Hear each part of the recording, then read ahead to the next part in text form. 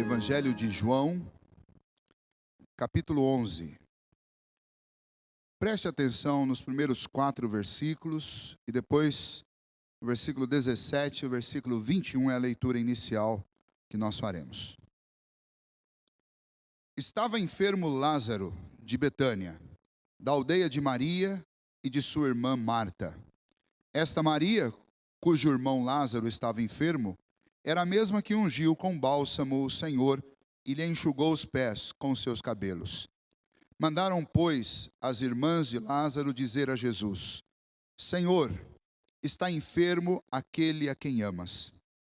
Ao receber a notícia, disse Jesus: esta enfermidade não é para a morte, e sim para a glória de Deus, a fim de que o Filho de Deus seja por ela glorificado. Verso 17. Chegando Jesus, encontrou Lázaro sepultado. Havia 4 dias. Versículo 21. Disse, pois, Marta a Jesus: Senhor, se estiveras aqui, não teria morrido meu irmão. Hoje eu quero lidar com você com um assunto que é extremamente dramático na nossa vida. Decepção. Decepção. Eu não vou nem perguntar porque eu sei que você já passou por isso. E talvez hoje mesmo você está passando por isso. E então eu gostaria de convidá-lo nessa noite para mergulhar comigo um pouco neste texto e entender quando é que a decepção toma conta do nosso coração. O mundo em que nós vivemos, debaixo deste sol, como o autor de Eclesiastes gosta de dizer, é um mundo caído. E no mundo caído as coisas não funcionam como deveriam funcionar.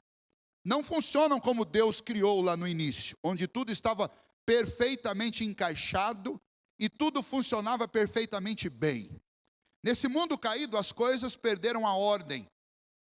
E especialmente o homem, depois da queda, da desobediência dos nossos pais, e por consequência as nossas desobediências, nós passamos a cometer erros graves, e estes erros graves provocam decepção. Nós nos decepcionamos conosco, quando a gente tenta fazer uma coisa e não consegue, quando a gente luta contra um mau hábito e a gente não vence, quando a gente luta contra um pecado e a gente não vence, quando a gente luta contra uma circunstância e a gente não vence, quando a gente luta contra uma enfermidade e faz tudo que o médico manda fazer e parece que a gente não vence. Nos decepcionamos com as outras pessoas quando apostamos 1 vez, 2 vezes, 3 vezes, 4 vezes e vez após vez as pessoas nos traem, nos decepcionam. É a decepção dos pais com os filhos, de tanto investimento na vida de um filho e de repente você descobre que esse filho está fazendo exatamente o oposto daquilo que você o ensinou a fazer. É a decepção dos filhos com os pais, que ouvem um discurso ao longo de toda a vida e de repente eles descobrem que o pai diz para fazer, mas não faz o que diz para fazer. E os filhos se decepcionam com os pais. São as esposas que se decepcionam com os esposos, que fazem promessas e não cumprem. São os esposos que se decepcionam com as esposas, que pedem algo para elas e elas não fazem. São os amigos que nos decepcionam. São os amigos mais chegados que te pedem ajuda, te pedem um empréstimo e prometem que vão cumprir e não cumprem. E assim vão se acumulando as decepções da nossa vida. E nós vivemos num tempo onde as pessoas estão decepcionadas com o inimaginável. As pessoas se decepcionam com a igreja, se decepcionam com crentes, se decepcionam com a fé. E por fim acabam até se decepcionando com Deus. MacArthur escreveu um livro chamado Decepcionados com Deus. O texto-chave dele não é o nosso. Mas eu quero usar esse texto para mostrar para vocês que criticamente este mundo de coisas erradas nos levam numa descida terrível de decepção após de decepção. E chega um momento que nós acabamos nos decepcionando até com aquilo que é inimaginável. Como por exemplo, como eu acabei de citar para vocês, com a igreja, com crente, com a fé e até com o nosso Deus. E eu quero perguntar, você já se decepcionou assim? Você já se decepcionou de uma forma tão profunda, que você não tem coragem de dizer, você não tem coragem de expressar, mas lá no fundo você sabe que você tem um quesinho de decepção até mesmo com Deus? Por que essas coisas acontecem? Quando é que elas acontecem? E como a gente deve lidar com isso? Eu quero convidá-los num primeiro momento para nós olharmos a mente e o coração de Marta e Maria e dos judeus que viveram nessa circunstância, especialmente os mais chegados a Lázaro, porque eles experimentaram decepção. E com as declarações que nós encontramos no texto, nós podemos aferir que eles se decepcionaram com Jesus. E a pergunta é, por quê? Por que nós nos decepcionamos? É fácil de responder quando a decepção é com pessoas. Mas é difícil de responder quando a decepção é com o próprio Senhor, ou com a fé, ou com a igreja. E se você se encontra nesse quadro hoje, não quer falar sobre isso, mas sabe que isso está dentro do seu coração, por favor, fique até o final, ouça até o final. Preste atenção no que o Senhor tem para falar conosco nessa noite. A situação é a seguinte: Jesus é amigo próximo, amigo íntimo desses três irmãos, Marta, Maria e Lázaro. Jesus não está na casa deles e nem fica dando bobeira ali perto deles. Por quê? Porque a Betânia, a cidade de Betânia, onde eles moravam, ficava a cerca de 3 quilômetros de Jerusalém. E em Jerusalém existia o foco de resistência contra Jesus e contra os apóstolos. Foi lá em Jerusalém que Jesus começou o ministério dele, inclusive expulsando demônios dentro de uma sinagoga. Você pode ler isso no Evangelho de Marcos, no capítulo 2. E por causa disso, os judeus já de cara tinham uma aversão a Cristo. Tinham uma aversão a ele porque ele dizia ser o Filho de Deus. E eles não aceitavam esse tipo de declaração porque eles ainda aguardavam que o Messias viesse. E então eles não aceitavam Cristo, eles perseguiam Cristo, eles contestavam Cristo, eles ficavam o tempo inteiro ouvindo e buscando informações em Cristo Jesus ou nos seus discípulos, para que eles pudessem achar ocasião para acabar com aquele ministério de Jesus que ele vinha realizando. Especialmente nessa circunstância, Jesus está da banda de lá do Jordão, mas ainda numa cidade também, que é o que João nos dá a entender, também é chamada de Betânia. Provavelmente a região extensa de Betânia, Jesus estava longe dali, da casa de Marta, de Lázaro e de Maria, cerca de 2 dias de viagem, cerca de um dia de viagem. Um dia de viagem Jesus estava, talvez algo em torno de 50 a 60 quilômetros de distância. E Jesus, a essa distância, recebe um mensageiro que foi enviado por Marta e Maria com a notícia de que o seu amigo Lázaro, seu amigo íntimo Lázaro, estava enfermo. E vejam só, essa enfermidade não era uma enfermidade qualquer. Era uma enfermidade para a morte, porque senão eles não teriam mandado chamar ou avisar ao Senhor Jesus. Quando você fica doente, você faz o quê? Você procura um médico e avisa um médico. E ainda que isso era escasso naqueles dias, mas ainda assim tinham lá os físicos, os médicos, os curandeiros. E as pessoas naturalmente procuravam esses médicos. Mas nesse caso aqui, o mensageiro não foi enviado para buscar um médico. Ele foi enviado para buscar o próprio Senhor Jesus. Por quê? Porque no coração de Marta e Maria havia o temor a respeito da morte de seu irmão, de Lázaro. E elas mandam então buscar a Jesus, mandam levar a notícia até Jesus, mas quando Jesus recebe essa notícia, Jesus diz, não vou lá agora. Não vou agora porque essa enfermidade não é para a morte, mas essa enfermidade é para que o Filho de Deus seja glorificado. E então imagine que o mensageiro levou um dia para ir, deve ter levado mais um dia para voltar com a mensagem, e passado um certo tempo, o próprio Senhor Jesus conclui e diz para os seus discípulos que Lázaro adormecia. E aí os discípulos falaram assim, mestre, se ele está dormindo, então sinal que melhor a gente ficar por aqui, porque aspiram a sua morte lá em Jerusalém. E Betânia está a 3 quilômetros de Jerusalém, melhor não irmos para lá. E aí Jesus tira o eufemismo e fala de forma mais clara, não, Lázaro morreu, nosso amigo Lázaro morreu, e eu tenho que ir até lá. E ainda assim Jesus demorou desde quando recebeu a notícia até o momento que ele sai, ele levou ainda cerca de 2 dias.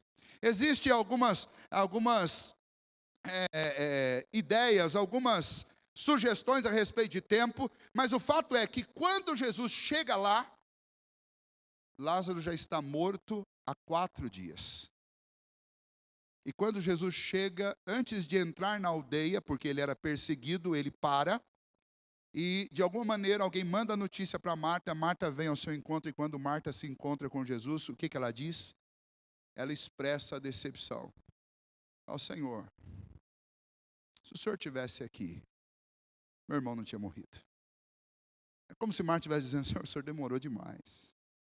Agora já é tarde. Se você olhar no versículo 32, tem um encontro de Jesus com Maria, que não está nesse primeiro encontro. Depois que Jesus conversa com Marta, ele manda Marta chamar Maria. Maria vem, Maria repete a mesma frase. Ele diz: Senhor, se o Senhor estivesse aqui, meu irmão não teria morrido. O que estava acontecendo no coração dela? Quais os sentimentos que elas tinham? E que nós muitas vezes temos sentimentos parecidos na nossa alma e no nosso coração. Vamos pensar. Marta, Maria e Lázaro eram amigos íntimos de Jesus. E ainda assim, Lázaro ficou doente.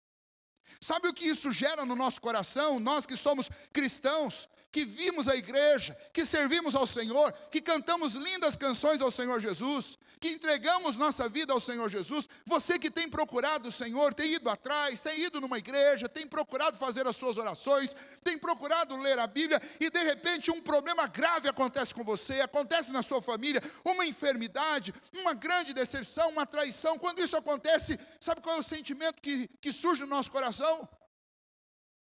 É o sentimento de que, apesar de Deus ser Deus, parece que Ele é incapaz de cuidar de mim. E muitas vezes a decepção nossa com o Senhor, ela está fundamentada exatamente nessa aparente incapacidade de Deus de cuidar de quem Ele ama. Como é que pode isso? Deus diz em toda a Bíblia que Ele ama o mundo.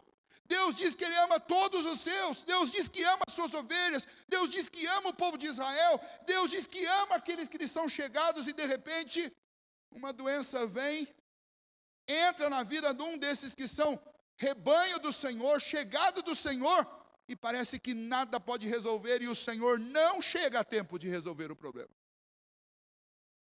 E nós começamos a nutrir no nosso coração uma decepção com o próprio Deus. Já estamos decepcionados com o mundo, mas agora nós nos decepcionamos com a igreja, com os cristãos, com os irmãos e com o Senhor. Por quê? Porque o Senhor não resolveu os meus problemas, Ele não me livrou das enfermidades. Eu sou fiel nos dízimos, eu sou fiel nos cultos, eu canto com entusiasmo, eu oro, eu venho na reunião de oração, e ainda assim meu filho ficou doente. Aparentemente Deus é incapaz de lidar e de cuidar dos seus filhos.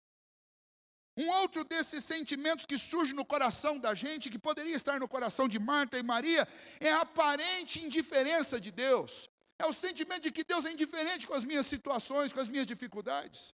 Imagine você, se você estivesse assistindo essa cena ali pessoalmente, pensando no amor de Jesus por Lázaro, por Marta e Maria, e de repente chega a notícia que Lázaro está muito mal, e o que você esperava é que Jesus imediatamente saísse dali, fosse ao encontro de Lázaro, ou que Jesus fizesse como ele fez, quando ele curou o servo do centurião à distância.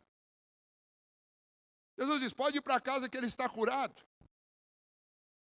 E diferente disso, simplesmente Jesus não faz nada. E aí você fala: Jesus está sendo indiferente comigo. Você já sentiu isso? Você não precisa balançar a cabeça afirmando, apenas se pergunte: já sentiu isso? Já sentiu que você orou um mês inteiro pedindo que Deus te livrasse de uma coisa e Ele não livrou? E aconteceu tudo que você não queria que acontecesse. E você fica pensando: Jesus não me ama, Deus não me ama. Você não fala isso para ninguém, mas lá dentro do seu coração é isso que você sente. Decepção com Deus. Por quê? Ou porque Ele foi incapaz de me livrar dos problemas, ou porque Ele foi indiferente quando eu orei, quando eu pedi. É muito gostoso quando a gente vem contar que a gente pediu algo para Deus e Deus respondeu. Mas ninguém vem aqui contar que pediu algo para Deus e Deus não atendeu. E a gente sabe que muitas vezes Deus não responde. E às vezes a gente fica com esse sentimento. E eu volto a perguntar: você tem algum quesinho de decepção com Deus aí dentro do seu coração? A decepção faz parte da nossa história. E às vezes estamos decepcionados com Deus. É por isso que as coisas da nossa vida acabam se travando. Porque lá no fundo a gente está decepcionado com o próprio Criador do universo. Porque parece que ele é indiferente. Mas há ainda um outro sentimento, quando você olha para esse texto aqui, você percebe o quê? Jesus levou 2 dias por lá ainda para depois vir. Parece que há uma aparente irresponsabilidade de Jesus. Como assim demorar 2 dias? Como assim esperar 2 dias? O que tinha de tão importante para fazer lá? Que ele não podia vir resolver o problema do meu irmão. Imagine se você fosse Marta e Maria, não é isso que você pensaria? E a gente tem pudores de pensar isso, porque afinal de contas nós estamos falando do Deus Todo-Poderoso. A gente tem medo até de respirar quando a gente associa essas palavras a Jesus. Mas no seu coração, no meu coração, não tenha dúvida que essas coisas passam. Quando é que a decepção toma conta do nosso coração? Quando aos nossos olhos Deus não está sendo responsável com a nossa vida, nem com a vida dos nossos filhos. E a decepção entra dentro do nosso peito. E a gente fica decepcionado com Deus. Jesus, se o Senhor estivesse aqui, meu irmão não teria morrido. Como foi que o Senhor pôde ficar longe de mim numa hora dessa? Senhor, se o Senhor estivesse aqui, meu filho não teria entrado nas drogas. Senhor, se o Senhor estivesse aqui, meu casamento não teria acabado. Senhor, se o Senhor tivesse me respondido, os meus negócios não tinham falido. E lá no fundo a gente quer jogar e transferir a culpa para Deus, porque parece que Deus não foi responsável com a minha vida. Parece que Ele foi insensível, parece que Ele foi indiferente.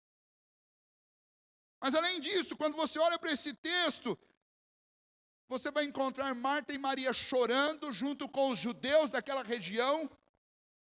Todo mundo pranteando porque Lázaro já estava morto há 4 dias, sepultado. E quem foi que esteve ao lado de Marta e Maria para consolá-las? Na hora da morte. Não foi Jesus. Foram os judeus. Os que perseguiam Jesus vieram e Jesus não veio. Pense um pouquinho sobre essa cena.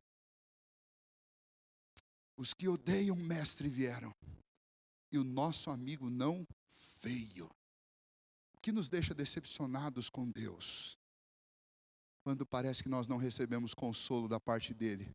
E o consolo começa a vir dos lugares inimagináveis.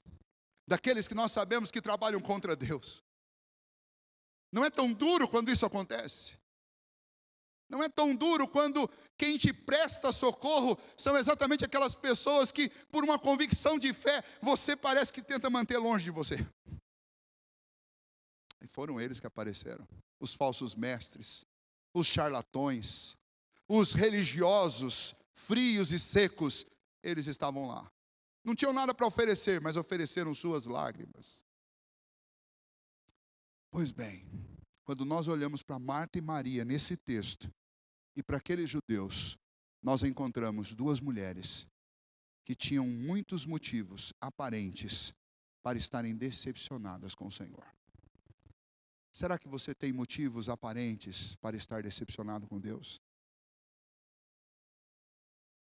Esse texto é que decepção é um negócio contagiante, contagioso. É contagioso. Se você observar no texto, você vai ver que a uma certa altura, quando elas começam a chorar com os judeus, quando elas começam a se lamentar junto com eles que chegaram ali, o versículo 19 diz: muitos dentre os judeus tinham vindo ter com Marta e Maria para consolar a respeito de seu irmão. E aí esses muitos, quando Jesus chega, eles começam a dizer: olha, por que ele não estava aqui? Ele não fez cego enxergar? Ele podia ter vindo, se ele tivesse aqui, talvez ele fizesse um milagre. E a decepção com Deus tem uma curiosidade, não só com Deus, mas com qualquer pessoa. Quando você está decepcionado com alguém, decepção contagia. Você começar a contar para os outros, o sujeito que nem faz parte da história começa a ficar decepcionado também. Você fala: estou decepcionado com o Joãozinho lá, ou com o José. Ah, é? Porque o que ele fez? Ah, fez isso. Nossa, que decepção. Assim. Estou decepcionado com a igreja, porque aconteceu assim. Nossa, que decepção, também não vou lá mais. Estou decepcionado com Deus, por quê? Porque Ele foi indiferente, porque Ele foi insensível, porque Ele não me consolou, porque Ele não me acudiu. E as pessoas começam a cogitar, ficarem decepcionadas com Deus também. Porque a decepção é contagiosa, ela atinge o coração. Se você observar nas Escrituras, você vai encontrar grandes personagens da Bíblia com aparente decepção contra Deus. Você encontra Davi escrevendo: Senhor, até quando o Senhor vai ficar em silêncio? Até quando o Senhor não vai me responder? Até quando esquecerás de mim? Por um acaso vai ser para sempre? Jeremias, Jonas, esperando o castigo de Deus sobre Nínive, o castigo não veio. Jonas fala: mas Senhor, depois de tudo que eu passei, o Senhor não vai descer fogo do céu nesse povo?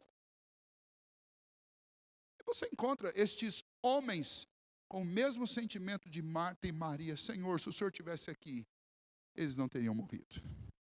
Mas agora eu quero convidar você a fazer essa pergunta para você mesmo: como você está?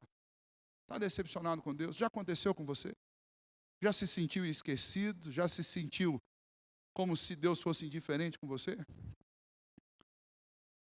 Você acha que você tem motivo para isso? Você acha que é justa essa sua decepção?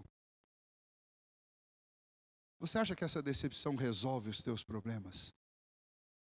Eu quero dizer para você: não é justa a nossa decepção com Deus. Porque agora nós vamos olhar para essa história sobre um outro prisma.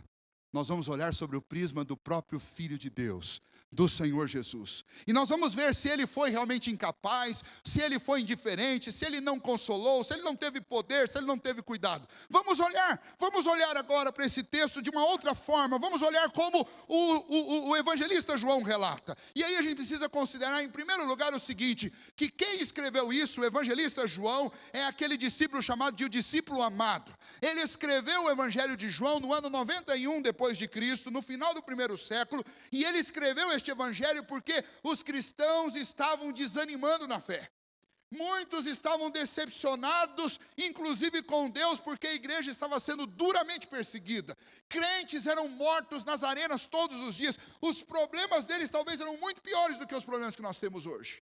E João, enxergando a necessidade de que a igreja precisava de ser encorajada, de ser animada, de ser curada, ele vai escolher alguns episódios específicos da vida de Jesus para escrever este evangelho, para animar, encorajar os cristãos do primeiro século. Ele escolhe 7 grandes milagres de Jesus. 7 grandes milagres para mostrar características específicas a respeito de Cristo. E o último desses milagres que João escolhe é o milagre da ressurreição de Lázaro. Por quê? Se você for ler o apóstolo Paulo falando sobre a ressurreição, ele vai dizer que o último grande inimigo do homem a ser vencido é a própria morte. E neste milagre aqui, João vai mostrar Jesus vencendo a própria morte, através da ressurreição de Lázaro. E a 7ª declaração a respeito do eu sou de Cristo, que está aqui no capítulo 11, onde Jesus disse: eu sou a ressurreição e a vida. Quem crer em mim, ainda que esteja morto, viverá. E quem crê em mim, está vivo, não morrerá eternamente. Essas são as palavras do Senhor Jesus resumidas que João retrata nesse texto. Então há um propósito de João em narrar essa história dessa aparente decepção que aquelas mulheres tinham com Jesus, para mostrar o propósito de Cristo. Jesus veio buscar e salvar o que estava perdido, e ele não mediu esforços, ele não mediu poder, ele não mediu amor para alcançar cada um de nós. E João queria colocar isso na mente daqueles cristãos, para que eles não ficassem entristecidos por causa dos problemas que eles passavam, por causa das lutas que eles passavam. E então olhe que João vai mostrar detalhadamente o cuidado de Deus, o amor de Deus, e o porquê nós não podemos jamais nos decepcionar com o Senhor. Por que se você está decepcionado hoje, nós devemos orar, e você precisa colocar, eu preciso colocar, nós precisamos colocar nossas dúvidas, nossos temores, nossos medos, nossas decepções aos pés de Cristo, confiando no amor dEle, na fidelidade dEle à sua palavra, confiando no cuidado e na proteção dEle, porque é isso que o Senhor é, um Deus amoroso, cuidador, um Deus que zela da nossa vida, porque nós somos preciosos aos olhos de Deus. Então veja por que você não pode ficar decepcionado com Deus.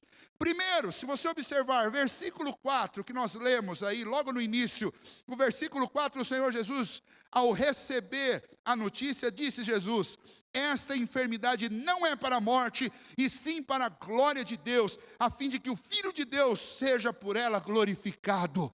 Você não deve ficar decepcionado com Deus, porque o Senhor é soberano sobre todas as coisas. Se surgiu enfermidade na sua vida, se surgiu divórcio na sua vida, se surgiu frustração na sua vida, traição nos seus negócios, se surgiu enfermidade na sua vida, você precisa saber de algo importantíssimo. Não é para o seu mal, mas é para a glória de Deus, porque Deus vai transformar o seu problema em um hino de louvor à sua própria glória. Como é que eu saro a decepção do meu coração? Eu saro a decepção do meu coração contemplando a soberania de Deus. Quando Jó passou por todos aqueles problemas, e vocês já devem ter lido sobre a vida de Jó, perdeu as suas propriedades, perdeu o seu gado, as suas lavouras, as suas terras, perdeu os seus filhos e perdeu até a mulher que chega a uma altura do campeonato, ela diz, olha, amaldiçoa o teu Deus e morre, eu estou indo embora. Mas lá no final, depois de questionamentos infindáveis e respostas completamente enigmáticas de Deus, Jó aprende o que ele precisava aprender. E ele faz a seguinte declaração: bem sei que tudo podes, meu amado, e que nenhum dos teus planos pode ser frustrado. Antes eu te conhecia de ouvir falar, mas agora os meus olhos te veem. Deus é soberano. O Senhor Jesus é soberano. Quando o Senhor Jesus disse, pode ficar tranquilo, eu não vou lá agora porque essa enfermidade não é para a morte, mas era para que o Filho de Deus seja glorificado. Então o coração deve se acalmar, porque Deus sabe o que está fazendo. Ele é Senhor das coisas. Muita coisa saiu de ordem na sua vida. Não deixe o temor e a decepção tomar conta do seu coração, mas acredite, creia no poder soberano do Senhor. Deus não perdeu o controle da sua vida. E Deus pode refazer tudo que foi quebrado. Porque o Senhor Jesus venceu até a morte. E esse é o último inimigo. E se Cristo foi capaz de vencer até a morte, não tenha dúvida que Ele pode vencer a sua dificuldade. Ele é soberano. Ele disse, esse problema não é para a morte. Ou seja, o que o Senhor está dizendo para nós, confia em mim. Eu sei o que eu estou fazendo. Confia. Por isso que Paulo dizia, todas as coisas cooperam para o bem daqueles que amam a Deus. Porque Paulo sabia do governo soberano do Senhor. E Paulo sabia que nem um fio de cabelo cai da minha cabeça, nem uma folha de uma árvore cai sem que o Senhor tenha absoluto controle sobre isso. Esse é o Deus a quem nós servimos. Você veio aqui nessa noite para ouvir falar de Deus, então aprenda isso sobre Deus. Deus é soberano sobre tudo. Ele cuida de tudo. Se alguém bate no seu carro, não é sem motivo. Se uma enfermidade bate à sua porta, não é sem motivo. Se um ladrão invade a sua casa, não é sem motivo. Se o seu filho dá uma tropeçada, não é sem motivo. Deus trabalha. Na profecia do profeta Naum, que nós damos pouca atenção, mas logo no início, no capítulo 1, versículo 3, diz que Deus faz o seu caminho no meio da tormenta. Ou seja, quando você vê nuvens escuras, quando você vê um redemoinho, quando você vê um tornado tomando conta da sua vida, você precisa lembrar, Deus constrói o caminho dele no meio da tormenta. Aquilo que assusta o meu coração, para Deus não passa de um caminho calmo, sereno e tranquilo. Então não fique decepcionado com Deus, porque Deus ainda está no controle da sua vida. Em segundo lugar, por que nós não podemos nos decepcionar com Deus? Por causa do interesse de Deus por você, por nós. Deus se interessa com a nossa vida? É claro que Ele se interessa. Se você observar nesse texto, eu conduzi vocês por uma cilada. Mas se você observar nesse texto, você vai ver que, ainda que a frase de Marta e Maria apareça para nós uma aparente decepção com Deus, você vai ver nesse texto que João está descrevendo passo a passo o cuidado e o amor de Deus, o amor de Jesus. O versículo 11, ele diz, isto dizia e depois lhe acrescentou, nosso amigo Lázaro adormeceu, mas vou para despertá-lo. Eu vou lá. Ou seja, se você fica sabendo que alguém morreu, já faz 4 dias foi sepultado, você vai fazer o quê? Jesus tem interesse na vida de Lázaro. Não, eu vou lá. Ele morreu, mas eu vou lá. Eu quero vê-lo. eu vou ter com ele. Você vai ver na sequência essas 3 expressões aparecendo. Sabe o que significa? Significa que o Senhor está interessado em Lázaro.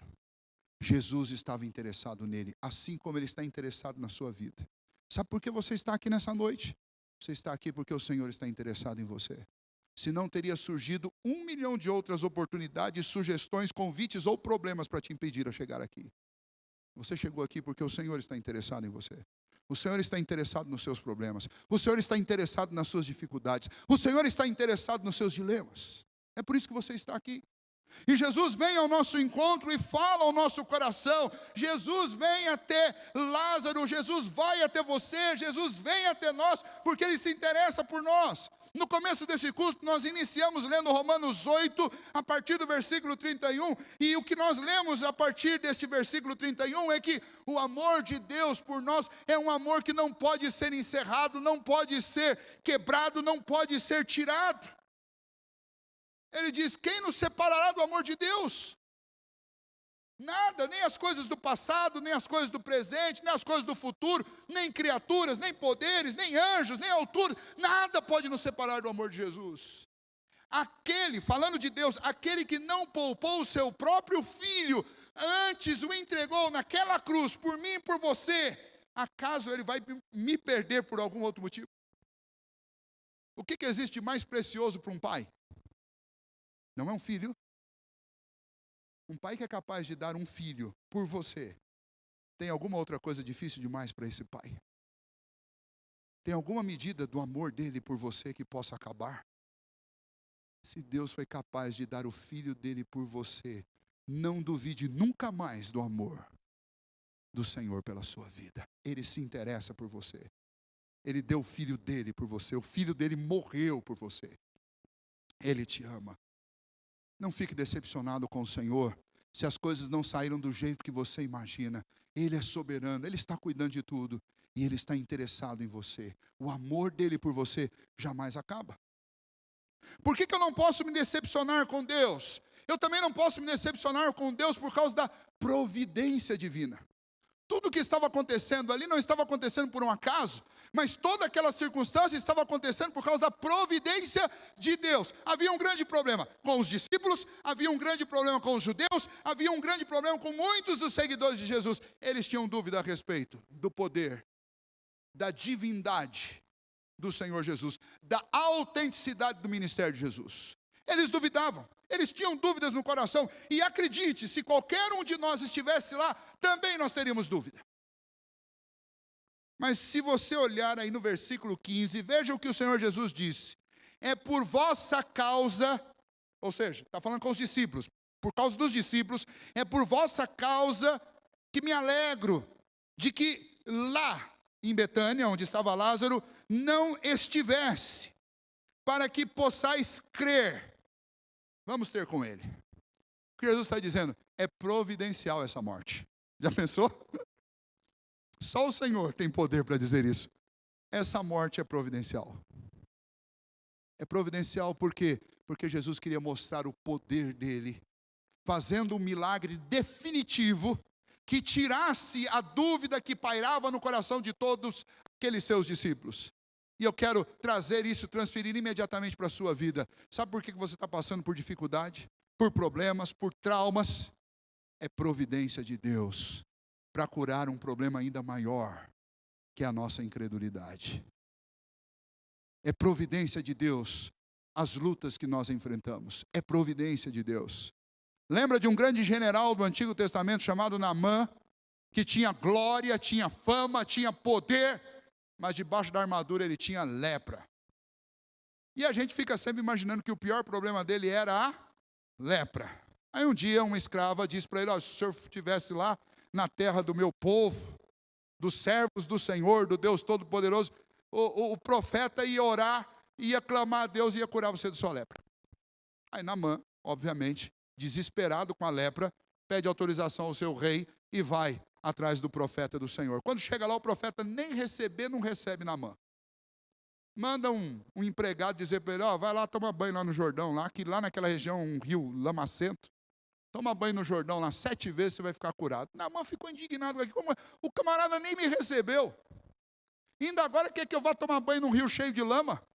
Cheio de lama, enquanto na minha cidade estão os rios mais cristalinos, caudulosos e belos de toda essa região da Mesopotâmia, e eu vou tomar banho no Jordão para ficar curado no meio da lama? Isso é impossível, não vou fazer isso.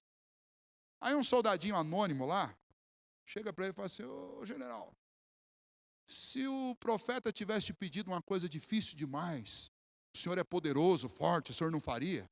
Ele fala: claro que eu faria, afinal de contas sou Naamã. Então, se o senhor sabe fazer as coisas difíceis, faz as fáceis. E Naamã aceitou o desafio, foi lá, se banhou 7 vezes, e quando ele levantou, estava curado na 7ª vez. Só que quando ele volta para falar com o profeta, ele chama o profeta de meu senhor, e diz: eu sou seu servo, me permita levar um pouquinho da terra, dessa terra aqui, para que eu construa um altar ao seu Deus e adore o seu Deus lá na minha terra. Sabe qual era a maior doença de Naamã? Não era a lepra, era o orgulho. Era o orgulho. E a lepra foi uma providência de Deus para curá-lo de um problema ainda maior, que é o orgulho. O que eu quero dizer com isso? Os problemas que nós passamos na vida, eles são providência de Deus para nos curar de problemas mais profundos que nem sempre a gente se dá conta. E aqui o Senhor Jesus se alegrou pelos discípulos, por quê? Porque aquela morte não ia servir para tristeza, mas ia servir para alegria e principalmente para nutrir a fé daqueles que ainda duvidavam dele. É providência divina. Você está passando por dificuldade? Ore ao Senhor e encare as suas dificuldades e diga para os seus parentes, para os seus amigos: é providência divina. Deus vai nos abençoar através dessa crise. Amém? Nós não podemos deixar a decepção tomar conta do nosso coração. Antes, sim, nós precisamos clamar a Deus que nos faça crer na sua soberania, que nos faça crer no seu interesse por nós, que nos faça crer na providência. Mas tem mais motivos ainda por que eu não posso me decepcionar com Deus. Eu não posso me decepcionar por causa do consolo de Deus. Alguém já disse que o consolo, ele é composto da seguinte maneira: as lágrimas são os braços que consolam aqueles que choram. Não adianta um abraço seco. Muitas vezes uma lágrima do lado de quem chora abraça mais do que um abraço seco. E Jesus chegou lá e encontrou aquele povo chorando. Jesus conversou com Marta, conversou com Maria, animou Marta e falou: Marta, seu irmão vai ressuscitar. Aí Marta, usando o conhecimento doutrinário que ela tinha: eu sei, Senhor, que ele vai ressuscitar. O Senhor disse que lá no último dia ele vai ressuscitar. Aí Jesus falou: não, Marta, eu sou a ressurreição. Você está falando com a ressurreição? Ele vai ressuscitar agora. E Jesus começa a consolar o coração de Maria com esperança, o coração de Marta com esperança. E aí ele tem um encontro com Maria, e Maria fala: Senhor, se o Senhor estivesse aqui, meu irmão não tinha morrido. E Jesus olha para Maria: Maria, onde está seu irmão? Me leva até seu irmão. E o texto diz que Jesus chorou, ou seja, Jesus sentiu a dor que nós homens sentimos por causa das consequências do pecado, por causa dos sofrimentos, dos abatimentos, das decepções da vida. Jesus sentiu, e as lágrimas do Senhor Jesus são uma prova de um consolo que só Ele pode dar. Ele sentiu as nossas dores. A carta aos Hebreus diz que nós não temos no céu um sumo sacerdote que não possa se compadecer de nós. Antes, o nosso sumo sacerdote, ele conhece as nossas fraquezas, porque ele passou por elas. Ele sabe tudo que você sente. Por isso nós podemos clamar a Ele, porque Ele sabe muito bem o que está acontecendo no meu coração. Ele só não cometeu o pecado, mas ele sentiu tudo o que eu sinto. E Jesus ali sente a dor de Marta e Maria e chora com elas. Mas ao mesmo tempo ele diz: mas me leve aonde ele está. Porque o consolo de Jesus não termina nas lágrimas. O consolo nosso humano termina nas lágrimas, mas o consolo de Cristo não termina nas lágrimas. Então elas levam o Senhor Jesus até onde Lázaro estava sepultado há 4 dias. E chegando lá, o Senhor Jesus: tirai a pedra da frente do sepulcro. E aí reclamaram, falaram: Senhor, não podemos fazer isso. O homem está enterrado, faz 4 dias. A carne está podre, está cheirando mal. Alguém podia dizer, e talvez, e especialmente aqui em Assis, nós temos uma faculdade de medicina. Um dia eu queria conversar com um médico sobre isso. O que acontece com um corpo humano depois de 4 dias de morte? Para a gente entender o tamanho desse milagre. Porque Não, o corpo não estava quente mais. O corpo não estava corado mais. O corpo estava em decomposição. E no auge daquela decomposição, para não ficar dúvida, porque é possível que alguém pudesse dizer, não, mas não foi uma ressurreição, ele ficou em coma. O texto faz questão de dizer, já cheira mal. Não é coma. É corpo em decomposição. O Senhor Jesus tira a pedra, ele fala, está cheirando mal, não tem problema, tira a pedra. E então, o Senhor Jesus faz uma oração ao Pai e fala, Pai, eu sei que o Senhor me ouve. Mas por causa deles eu estou orando aqui para o Senhor. Faça com que o teu nome seja glorificado através dessa situação. Faça com que eles creiam em mim. Então, nesse exato momento, Jesus se dirige àquele sepulcro aberto, de onde exalava provavelmente um odor terrível, e diz, Lázaro, sai para fora. No século 17, um puritano escreveu o seguinte, sabe por que Jesus chamou Lázaro pelo nome na porta daquele sepulcro? Porque se ele não tivesse chamado Lázaro pelo nome, há tanto poder na boca e nas palavras de Cristo Jesus, que tinha defuntos saindo do túmulo até hoje. Provavelmente sairiam todos, porque não estava enterrado só um, sairiam todos, e talvez até Adão voltasse. Porque o Senhor Jesus é aquele que criou todo o universo. Se você ler João capítulo 1, diz que o verbo era Deus, e o verbo estava com Deus no início, criando todas as coisas. Tudo que foi feito por meio dele, e sem ele nada do que foi feito se fez. E quando você lê lá em Gênesis a respeito da criação, ele criou com a seguinte expressão, haja luz, e a luz veio. Haja separação entre águas, e a separação se fez. Haja porção seca, e houve, ou seja, na boca do Senhor Jesus, há tanto poder, que aquilo que não existe vem à existência. Você já imaginou Jesus olhando para um túmulo e falando, sai para fora sem dizer o nome? Sai todo mundo. Sai todo mundo. Não fique decepcionado com Deus. E se Ele é onipotente, não há problema que Ele não possa resolver. Para Marta e Maria, Ele resolveu inclusive o problema da morte. Uma pena para Lázaro, vamos conversar? Imagina que Lázaro já tinha ido para a glória, estava desfrutando do lugar celestial e teve que voltar.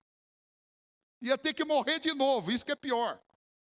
E o pior, ele passou a ser perseguido porque ele era uma prova viva do poder de Cristo. Então os judeus, do mesmo jeito que perseguiam a Jesus, perseguiam Lázaro também. Mas vejam que grandiosidade o poder do Senhor. E você está aí decepcionado com Deus, não fique assim. Nós queremos às vezes ter um quesinho contra Deus, não tenha. Porque Deus tem todo o poder.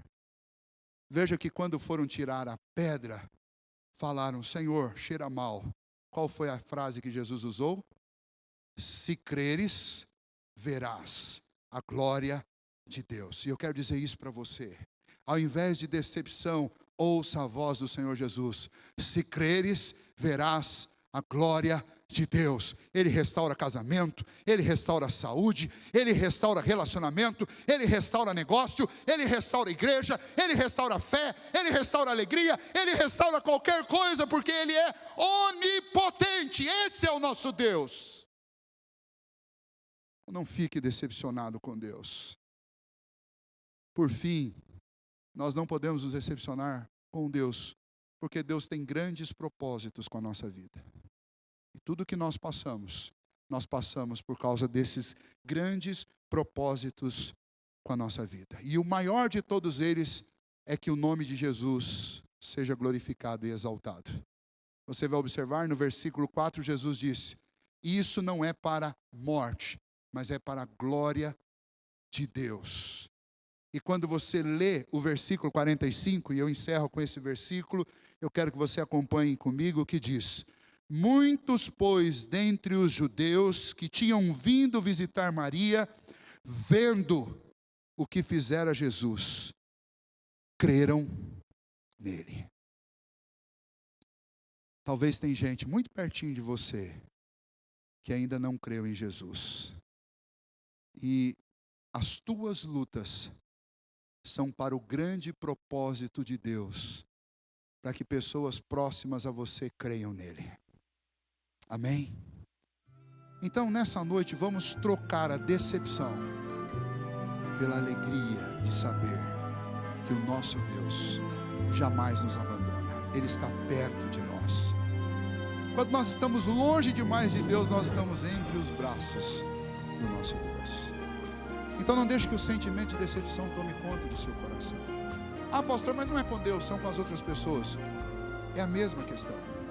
Por que Deus permite que nós nos decepcionamos uns com os outros? Pelo mesmo propósito, porque Ele é soberano. E Ele sabe que isso vai redundar na glória dEle. Porque Ele quer trabalhar profundamente o nosso coração, porque Ele se interessa por nós. Por que nós nos decepcionamos? Nós nos decepcionamos porque Deus quer manifestar na nossa vida o poder dEle. Ele quer fazer maravilhas na sua vida, na minha vida, no nosso meio. A história de Lázaro é uma história clássica para mostrar que aquilo que para nós é um aparente desinteresse de Deus, na realidade é um plano perfeito do Senhor. Aquilo que aparentemente é incapacidade de Deus, na realidade é soberania de Deus. Aquilo que é difícil demais para nós e parece uma demonstração de que Deus não cuida da gente, na realidade é propósito, é providência de Deus.